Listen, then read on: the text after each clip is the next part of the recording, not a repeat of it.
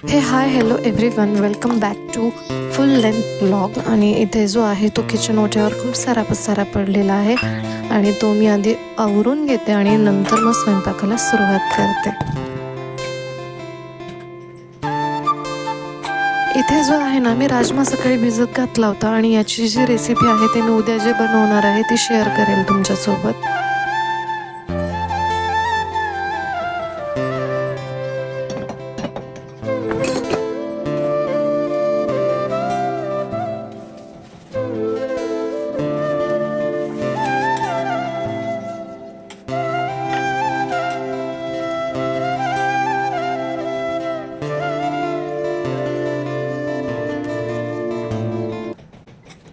So finally इथे सगळं clean करून झालंय आणि आता मी स्वयंपाकाला लागू शकते. तर इथे मी घेते टोमॅटो आणि कांदा. मी जे आहे ना, डाळीमध्येच टोमॅटो आणि कांदा शिजतेवेळी टाकते, त्याने ना अशी डाळ गोड गोड छान चव येते वरणाला. तुम्ही सुद्धा अशा प्रकारे नक्की ट्राय करून बघा वरण.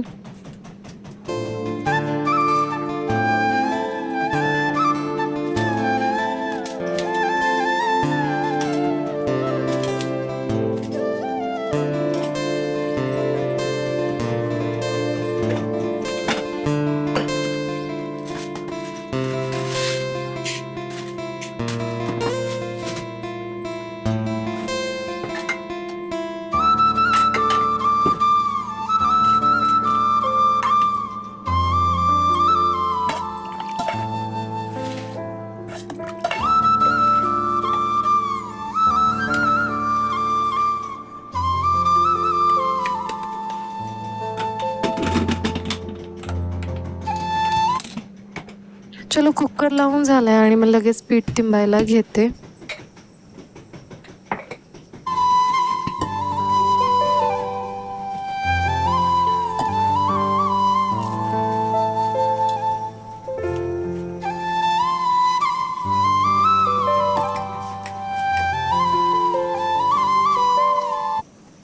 पीठ तिंबून झालंय, त्याला भिजत ठेवते आणि इथे ऑलमोस्ट माझी डाळ सुद्धा शिजून तयार आहे.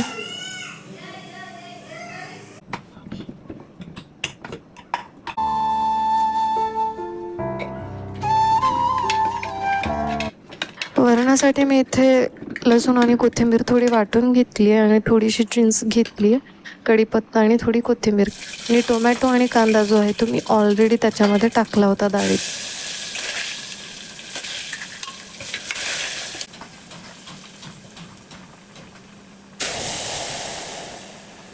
आणि इथे बघू शकता मस्त वरणाला फोडणी बसली आहे आणि ह्याचं ना चव पण अशी गुळमुट गुळमुट खूप छान लागते, गोड गोड. तुम्ही असं वरण ना नक्की ट्राय करून बघा आणि मला कमेंट थ्रू कळवा की कसं झालंय. इथे जे आहे आता माझी पोळ्याची प्रिपरेशन चालू आहे.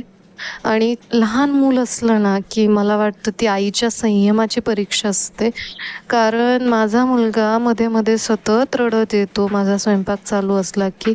काहीतरी खेळत असताना अचानक त्याला आठवण येते आणि तो रडत येतो माझ्याकडे. मग त्याला थोडंसं घ्यावं लागतं, पॅम्परिंग करावी लागते, थोडा वेळ पाजवावं लागतं, थोडा वेळ त्याच्यासोबत खेळावं लागतं, त्याचं काय सगळं ऐकून घ्यावं लागतं आणि मग परत हळूच इकडे येऊन स्वयंपाकाला लागावं लागतं.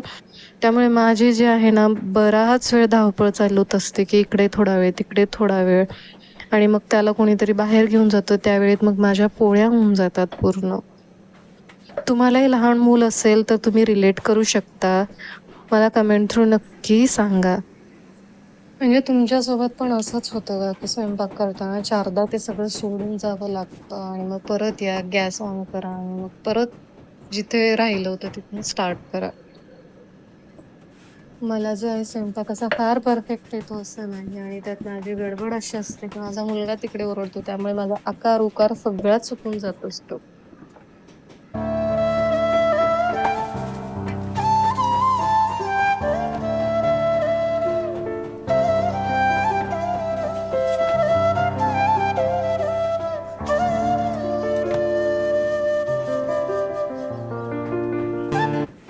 तर पोळी भाजण्याचे बरेच नियम आहेत. तर पोळी अशी फुगायला आली ना की खालच्या बाजूने छान भाजली जाते आणि मग तेव्हा ती पलटायची असते असं माझी आई म्हणते. इथे पाहू शकता तव्यावरची पोळी छान फुलली आहे. मग अशी फुलली की खालची बाजू परतून घ्यायची, बघा ती भाजलेली असते.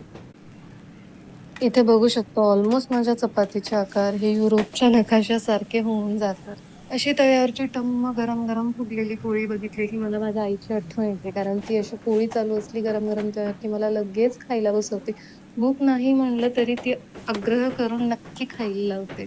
तुम्हाला पण स्वयंपाक करताना तुमच्या आईची अशीच आठवण येते का? मला कमेंट्स थ्रू नक्की कळवा. आणि इथे जो आहे माझा स्वयंपाक करून तयार आहे. चला तर मग आणि पूर्ण पोटावरून झालाय. भेटूयात नेक्स्ट व्लॉगमध्ये.